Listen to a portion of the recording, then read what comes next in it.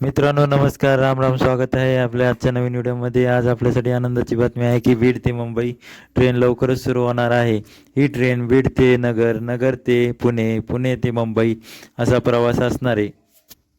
बीड ते नगर हा प्रवास बी आता कमी टाईमात होणार आहे.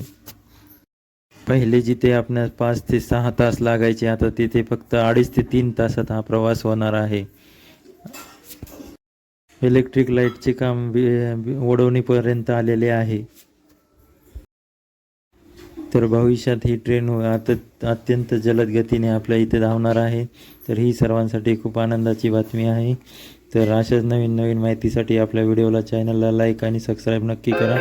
भेटूया आपण लवकरच नेक्स्ट व्हिडिओमध्ये. तोपर्यंत धन्यवाद.